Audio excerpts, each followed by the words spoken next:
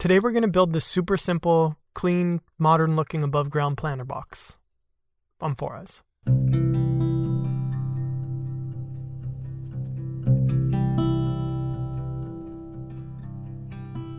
I'm going to be making this box out of 4-inch wide cedar boards and 4x4 redwood posts at the corners.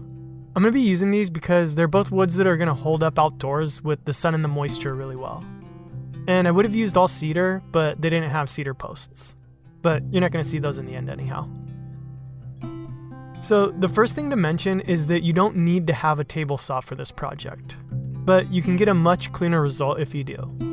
And that's because the boards don't come with a really clean edge on them, as you can see in this shot. At least mine didn't. So what that means is you're going to have little gaps where the edges butt up to one another.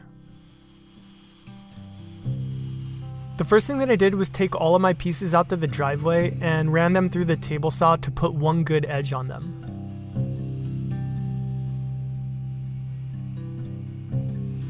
Then I adjusted my fence down to the final width that I wanted and ran them back through again.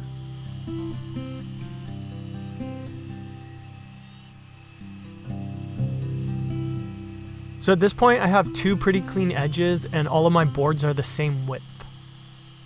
The last thing that I did before putting the table saw away was I grabbed a piece of scrap plywood and made this little jig that we're going to use at the miter saw in a few minutes.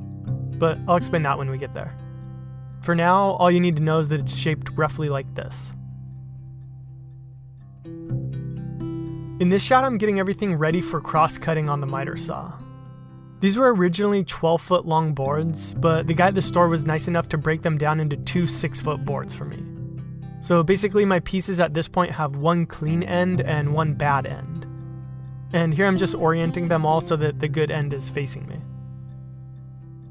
Next, I measured and marked out the length that I'm going to cut half of these to. And then I'll use this board to set up my jig so that I can batch out the rest. But before we do that, let's cut away to a drawing that explains how this whole thing is going to come together. Okay, so we're shooting for an end result of a planter box that's going to be 36 inches long, 36 inches wide, and 31.5 inches high. I've already ripped all my boards to 3.5 inches wide, and each face of the planter box is going to have 9 of them. So right there, that's going to give us our 31.5 inches high that we're going for. As for the length, I'm going to cut half of my boards to 36 inches and half of my boards to 34.5 inches.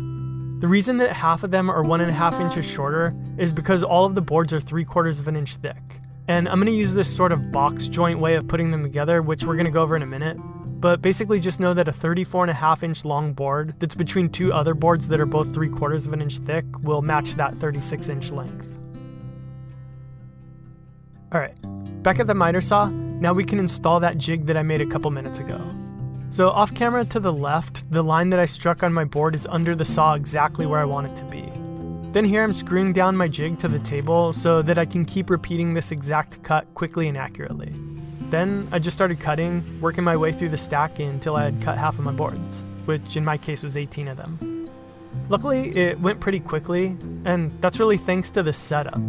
In woodworking, it's all about having the right tool for the job. In this case, a miter saw and a jig like this one. And I guess that's true in other parts of life too.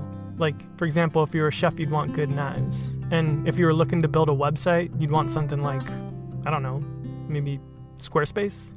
No, but seriously. I've been using Squarespace for some time now, and I can't recommend it highly enough.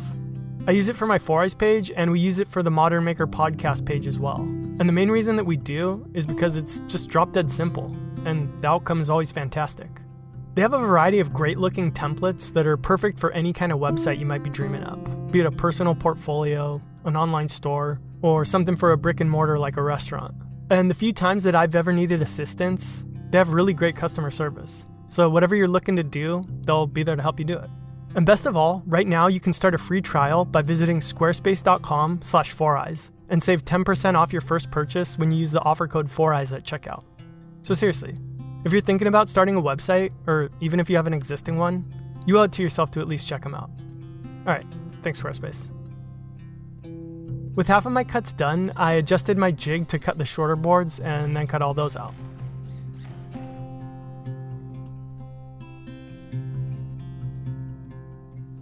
Next, I could start assembling everything. Now, if you've cut all your pieces pretty accurately, you can really fly through this next part of the project. But one piece of advice that I'd give here is start slow. Spend a couple extra minutes on the first couple of pieces that you lay down, because these are kind of like your foundation. And if you mess up here, the whole thing could come out wonky or just take longer to put together. So what I'm doing here is clamping my pieces up before I screw them down to make sure that the spacing of the posts is exactly right and that everything is at a 90-degree angle. I know it's kind of hard to see here, so let's cut away to another drawing. The first board I'm laying down is a shorter one. I want to make sure that its ends and the outside edges of the vertical posts are flush. And like I had said before, they're perfectly perpendicular. Once that one is down, I can place a longer board next. Here you just want to make sure that you have the board's edges tight against the first one, and that you're overhanging the post by an equal amount, which in my case was 3/4 of an inch. If you do this right, in theory everything should go together really quickly after you have the first couple of boards down. So back to real life, you can see me putting the panels together here. I like to work on 2 faces at a time. The only extra thing that you might notice me doing here is taking a little extra time to mark each end of the boards where I'm going to put the screws. You don't have to do this, but if you're going to see the screws, I think it looks a lot nicer to have them arranged in an even pattern.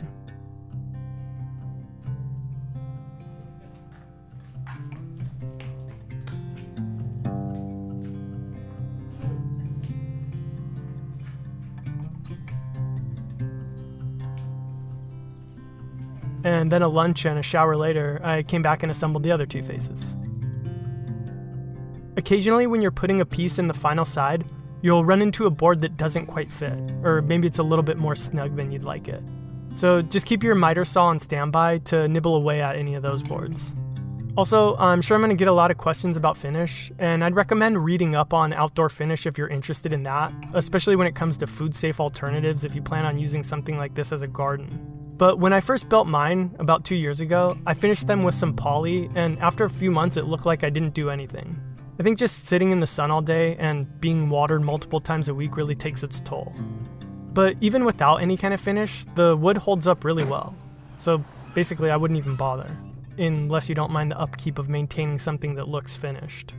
I know that I won't do it though, so yep, no finish for me from now on. Thanks for watching, and do me a favor and hit that notification bell if you like these videos. That'll let you know whenever I post a new video. And if this is your first time to my channel, be sure to check out some of my other videos. Alright, see you next time.